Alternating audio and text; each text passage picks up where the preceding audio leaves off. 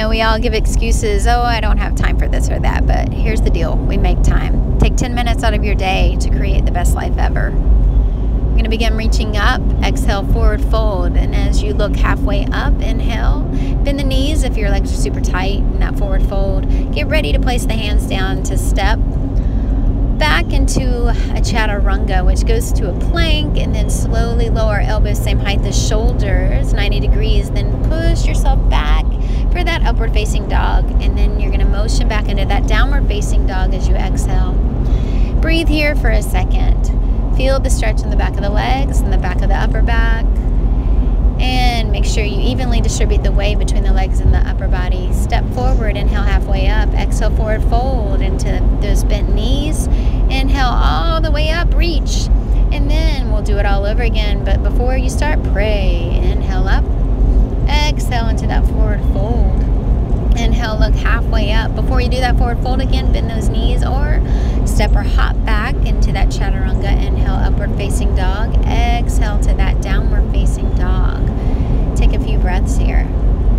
I have to adjust myself sometimes, find myself where I am on my mat. When I get ready to step or hop forward, if you are hopping, make sure you're light as a feather, that you're not making any sound when you hop forward or backward. That means you're going to lift the hips as high as you can and softly land. Inhale halfway up, exhale forward fold, bend those knees again, especially if your hamstrings are tight. Inhale up, exhale, bring the palms together, prayer. Inhale all the way up, exhale into that forward fold. Inhale, look halfway, step or hop back into that chaturanga, nice and slow. Inhale up, shoulders back and down, squeeze those shoulder blades together. Exhale, downward facing dog. Take a few breaths here. Remind yourself, I am fearfully and wonderfully made. Step your right foot forward. Inhale the arms up. Make sure that right knee, you're not able to see those right pinky toes, and those arms reach high, or you can bend the elbows. We're going to go ahead and bring those hands down. You're going to take your right arm slightly on to your hips along with your left arm. Lift the heart up and forward. You're creating space. You're not making yourself smaller. You're making yourself bigger, right? You want to have more space to breathe. You're going to kneel back just a little bit. Stretch that right leg out. Then we're slowly going to go ahead and go back by taking a lift off. Take that right arm underneath. Bring your right leg up, your left leg up, and kick back for that chaturanga. Inhale, exhale. Going through that vinyasa. This time we're going to step that left foot forward. So as you prepare, you're going to inhale the arms up. That left knee 90 degrees. Lengthen through that right leg. Pick that right inner thigh up. Relax those shoulders as you reach. And we're going to go ahead and place those hands down in a second. Yes. Bring that left knee, or excuse me, that right knee down if you need to. Lift that heart up and forward. Breathe. Because you know what? If you don't breathe, that's not good. You're going to pass out. So we're going to slightly sit back. Doesn't have to be all the way. Just lengthening through that left leg. Bring your heart towards your leg. And then we're going to go forward. Take that left arm underneath that leg. Lift up and kick it on back. If not, just step back. Find yourself going into downward facing dog. This is where in the practice I feel a little warm up, so I practice doing hop forwards, and then I get ready for a chair pose. So I just sit that booty down a little bit, bring my hands to my heart, go back into my forward fold, and I start trying to go into my handstands. I try not to kick up so much. If I lift one leg at a time, I try to float up. But if I really want to get some upper body strength going on and practice pushing away from the floor, I do these kick-ups. And I just try to bring my glutes above my shoulders above my wrists. And as you can see, I don't succeed all the time, so I just keep practicing. I find my spacing where my hands are going to go underneath my shoulder, just slightly, like 5 inches away from my hands in the middle. I find a point to focus on. And as I do that, I try to remind myself there. forward fold without your upper body touching your legs. Bend those knees to bring those legs to the upper body. And over time, you'll be able to fold in half easily. Now I'm doing the butterfly, soles of the feet together, and just allowing myself to kind of roll over and feel the tension release from my neck and my back and shoulders. Now I need to do a twist because twists help release that extra toxic going on in your body. And then I'm going to place one leg on top of the other. As you can see, I'm really tight here.